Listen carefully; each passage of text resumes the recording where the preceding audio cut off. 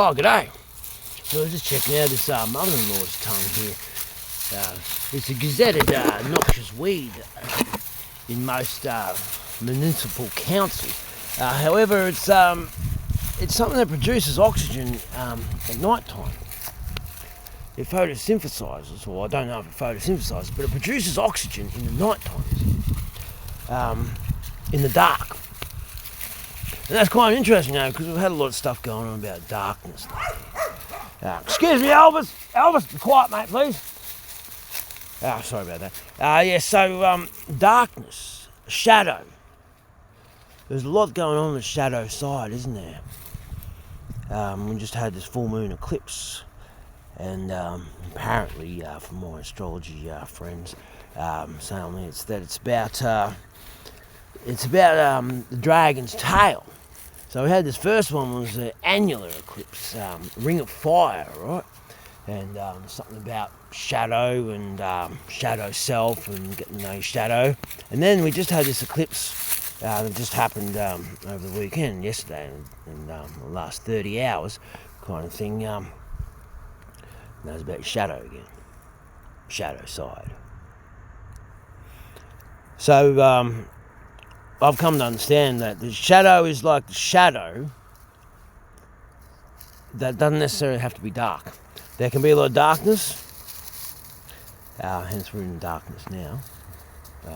Using this example here for darkness, you see. But a shadow can also just be something that's unseen. Doesn't necessarily have to be dark, it's just unseen, you see. Either way, what I was just thinking about, whilst I was here looking at this mother-in-law's tongue, and see how it's growing here prolifically, it can proliferate, I beg your pardon, it's a bit embarrassing now to chew on my words there. It proliferates. It grows proliferal. It grows a lot of it. There's a lot of this here, you see, and it's growing amongst itself. It's growing densely. Yeah, it's growing densely. There's a lot of it growing densely here, amongst itself. It's thriving and still producing oxygen in the darkness. So what I'm getting at is that you can thrive and you can still produce oxygen in the dark. Now, did you know that all biological life emits light? A seed lying dormant down there in the ground that hasn't yet germinated doesn't produce any light. But once it gets some rain, generally like springtime or late winter or something like that, then it germinates. Then what happens, it starts to produce this light as it starts to open up. And pretty soon, like very, very quickly, it's producing more than 1,000 photons per second. Now, photon is actually matter. It's physical matter. It's light in a physical matter form, right? That's just a bit of interesting stuff there. But that's what you are as well, right? So you're producing light all the time. In fact, I'm in the dark. You might be able to see it because this is scientifically proven with recent research. I think it was about April or May last year, if I believe correctly. You can find that someone in a dark room emits light if there's no light. So there's no light here. I emit light. See, I'm still emitting light. I've just taken light off, but still the light's coming off me. That's because I'm emitting light. You see? Now, if I think of light, then what happens is, I think of a bright light. Suddenly, am I emitting more light? I can't see. Am I emitting more light right now? I'm really thinking of a bright light right now, I think.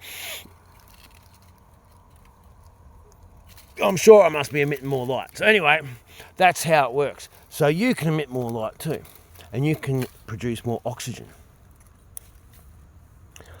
Well, maybe you can't produce more oxygen. But anyway, you can produce more light and you can thrive in the darkness. These are dark times. There's certain shadow things going on in ourselves that we need to face in the micro scale and the macro scale being every one. The whole is the sum total of all its parts. So we make up the whole of the human race. All of us. Each one of us. We make up the whole of the human race being the sum total of all its parts. So we're all connected, we're all each other, and we are all playing our role in consciousness, in the overall, and we're all playing our role to make this world what it is every day. Now, I'll have you know that the world is a much better place than what they would have us believe. Don't lose hope about that. Now, if you want to find salvation, if you want to find peace, if you want to find grace, if you want to find blessing, if you want to find the divine, spend some time with animals. Spend some time in connection, even to a gazetted, noxious weed. Connect with it, feel it. It's a living universe. The living universe from which you were born. That's alive. I can feel that that is alive underneath my foot. I can feel that that's alive underneath my foot. That's what keeps me sane. And it's how I keep my dog sane. The living universe from which we were all born, we were a part of, and we'll always go back to.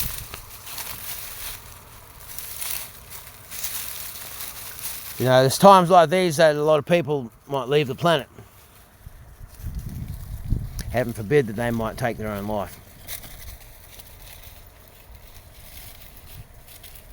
So these are the times, you know, you never know what you can do for another person. You never know what another person's going through. You never know what kind of experience another person is having of anything. Even the same thing that you're experiencing. You just never know. But there's a few things you can give, no matter what the circumstances are or how dark and despairing things might be in your own life even. You can give love. You can give kindness. You can give patience. You can give consideration. You can give acceptance. You can give understanding. You can give respect. You can give encouragement. But respect is all of those things. That's what respect is, really.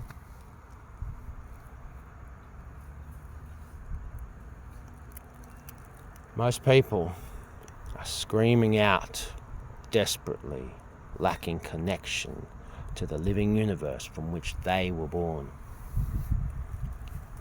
But it's right there for you. All the time. Right there.